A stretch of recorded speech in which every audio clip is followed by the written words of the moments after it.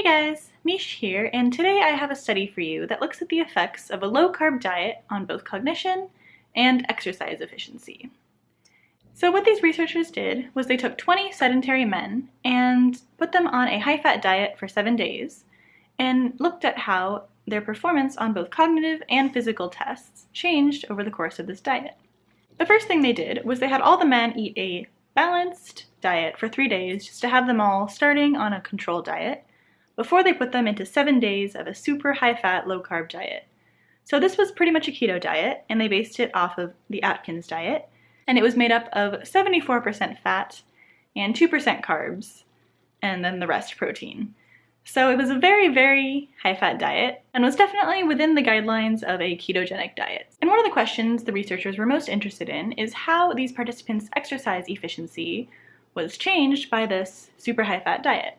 And so they had these participants do really hardcore stationary bike workouts at a variety of intensities and had all these crazy biomarkers that would take way too long to explain. But they pretty much measured everything they possibly could about what was going on during these exercise test sessions. And they found on the 8th day, after a week of being on a high-fat/low-carb diet, that these participants' exercise efficiency fell a lot, by 13%. And so in essence, these participants were using more oxygen to put out the same amount of power at higher intensities. It was also related to reaching fatigue faster and just generally being worse at exercise.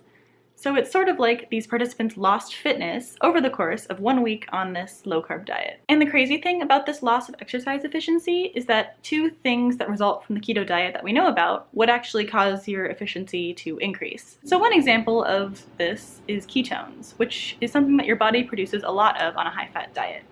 And ketones have actually been shown to increase muscle efficiency. But here we're actually seeing a decrease in efficiency from the overall effects of a high-fat diet because ketones aren't happening in isolation here. Another thing that generally improves exercise efficiency that is related to a keto diet is weight loss, because people are often restricting their calories on a keto diet, which is kind of the point of it, and so they lose weight, and so this should increase their exercise efficiency. So even though both ketones and weight loss improve exercise efficiency, overall, something about the keto diet is so bad that it's actually outweighing the effects of ketones and weight loss to still push your efficiency in the opposite direction. So the point is, even though there are some aspects of a keto diet that should improve your exercise efficiency, the other aspects of it are so bad that it outweighs any good that the diet might have. And so the authors have some really complicated theories on why this could be, including mitochondrial uncoupling. But the overall takeaway of that portion of the study is that it looks like a high-fat diet is actually altering things on a metabolic cellular level, such that you are less efficient when exercising because fat oxidation is really inefficient, especially at higher intensities, which you might remember from my other videos on the crossover concept and carbohydrate versus fat oxidation. Another thing they looked at, and something that's kind of scary result-wise, is how participants' plasma-free fatty acids changed as a result of this diet. So this is how much fat is circulating in your bloodstream.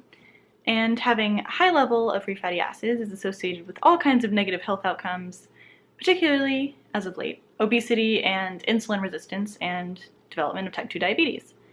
And in this study, they found that after a week, the participants' free fatty acid level increased by over 40%, which is a lot, and it's probably really not good. So this seemed to be another negative health outcome of being on a high-fat diet/low-carb diet for a week. And the third big measure they looked at, and the one I'm most personally interested in as someone who studies cognitive neuroscience, is the cognitive tests. To look at this, the researchers had participants come in and take a cognitive test both before and after a week on the low-carb diet. And they compared their performance on both of these. And they found that participants had slower reaction times, so this might manifest as having difficulty responding as quickly to things in day-to-day life. For example, if you're trying to have a conversation with someone and you can't think of a good response, it might take you longer to notice stuff. So point is, you really don't want to have a slower reaction time. They also found that participants had lower power of attention, so people had more difficulty paying attention after a week on this low-carb diet, which is also something you really don't want to have if you're a student or working or doing anything that might require attention. And the more emotion-related cognitive factors, they found that participants were less calm, so they scored lower on calmness, and also lower on awareness. So they were both not calm and unaware, which just sounds like a really uncomfortable combination. So it looks like a low-carb diet not only did not help cognition at all, but it actually made people much worse on a lot of the factors that the researchers looked at. And so one theory the researchers have to explain this cognitive slowdown is insulin resistance, because a lot of studies have found that high-fat diets actually cause insulin resistance, which will require a whole other video to explain, but there are lots of studies on that. And so these authors think that this insulin resistance might be leading to cognitive decline even in the short term, which is really scary to think about. And lately I've been getting a couple of really angry low-carbers commenting on my videos, which has been kind of hilarious. But a general consensus with them is that animal studies aren't real and shouldn't count.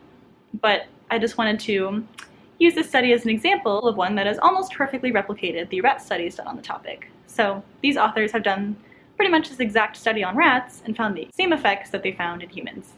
So even though I am totally against animal research, I'd like to think that at least something useful has come of it and that it wasn't totally all in vain. So whenever people say that we really can't trust animal research at all, it kind of pisses me off, because pretty much every single medicine or treatment or anything biological that has been discovered and that you use was probably born out of animal research in some way or another. But I think we can move beyond it now because we have much more sophisticated techniques. But anyone who says that animal research has absolutely no bearing at all on humans and is not at all relevant is an idiot, because we're really not that different from rats, and that's part of the problem because they should have rights too. Anyway, I digress. So the point is, these authors found that in just as little as a week, a low-carb diet had some serious negative impacts on their exercise efficiency, their cognitive ability, so how well they could think, and it really increased their circulating levels of fatty acids. So there was a bunch of fat in their blood, which is related to some really bad health outcomes. This is just another piece of evidence of many that keto diets, or low-carb diets in general, are really wreaking havoc on people's bodies. And there's not much support, if any, showing that it has any good effects long-term. And these authors in particular have a lot of studies showing that a high-fat diet slash a keto diet slash a low-carb diet have some really bad effects on your metabolism at the cellular level, which is pretty scary to think about. And it's not just due to having less carbs, because in this case, even carb refeeds didn't solve the problem right away. So in this case, a keto diet isn't just making things worse by having less carbs, but it's actually something about the high fat that is messing with your cells and your metabolism. So if you were considering going on a low carb or keto diet, I hope this encourages you to research it a bit more before taking that kind of plunge, because it might not be good for you.